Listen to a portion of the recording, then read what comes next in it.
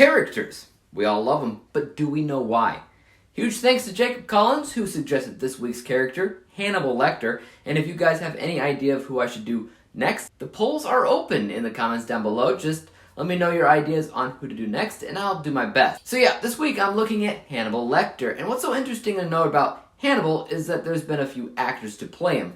First we had Brian Cox in Manhunter, and then we had the iconic Anthony Hopkins in a majority of the films. Hannibal Rising had Gaspard Ulliel, and of course the TV show that spanned 3 years was played by Mads Mikkelsen. Now, this isn't a ranking video, but if I were to rank them all, I would probably say Gaspard in the worst place, then Brian Cox, who wasn't terrible in the role, but Manhunter wasn't exactly a Hannibal film, so he had extremely little screen time. And then Mads, who did a phenomenal job in the role, but nobody could really touch Anthony Hopkins. So in general, I'll be using Hopkins as reference as the Hannibal that I'm talking about, because I personally think of his face when you say Hannibal. And this character study is always about how memorable a character is all around and why they are memorable in the first place. So Hopkins is honestly the best choice for that, because in general, if you were to do a study or a poll on who people think of first as Hannibal, my money's on Hopkins. So what makes this character so strong overall? Why do they keep making movies and TV shows based around him?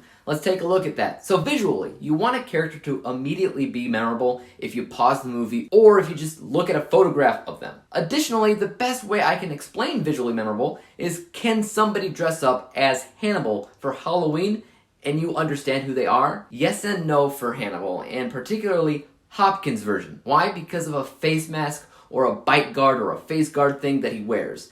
That also goes into physically memorable, and I'll get into that. But if Hannibal is wearing that face guard, you immediately know who you're looking at. If he's not, you're most likely going to be thinking it's Hannibal based off of his slicked back hair, maybe the coveralls, but honestly, he needs that face guard. And he almost never wears it except for like one moment of each movie. Without it, he's just Anthony Hopkins. Great actor, unquestionable. But you can't dress up as Anthony Hopkins for Halloween and people think that you're Hannibal. You need the face guard. So this is something that I'd probably give half points to because it's there, it's not consistent. Next, you're now blind, but you should still be able to recognize it's Hannibal based off of something audible. A sound that he makes, something that he says, a catchphrase, something like that.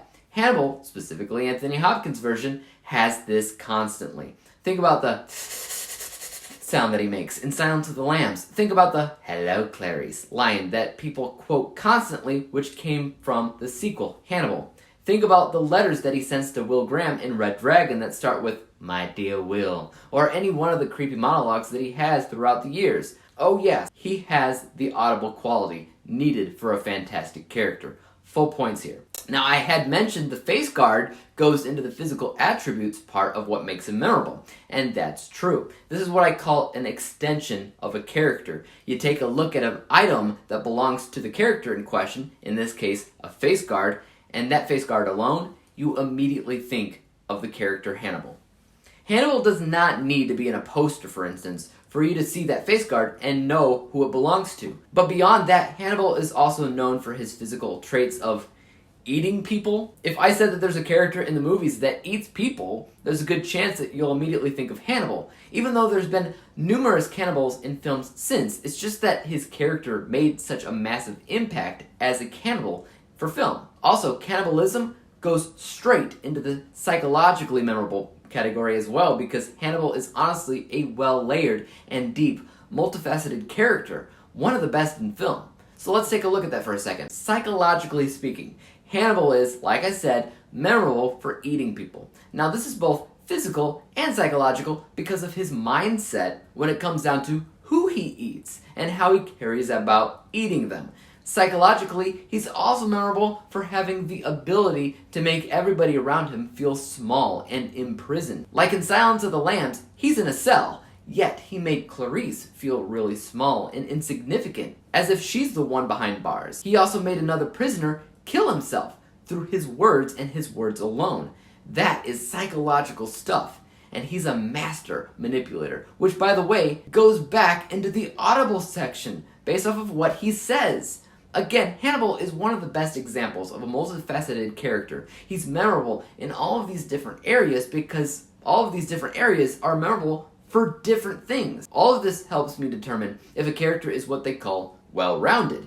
He's not as visually memorable because without the face guard, he's more of just pure Anthony Hopkins, but the way that he acts makes you forget that sometimes. So that also helps in terms of what you think of when you see him. So is he a perfect character?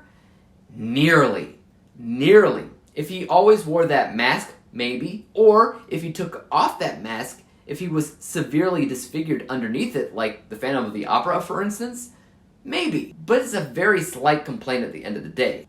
Nothing more. So that's it. That's Hannibal Lecter. If you guys have any ideas on who to cover next, lay them out in the comment section down below. And as for YouTube, you guys know what to do next. Hit that like, subscribe button, and bell to be notified when I come up with my next character study. And until then, peace out. Dave examines movies we just watch for fun. Davey is the expert.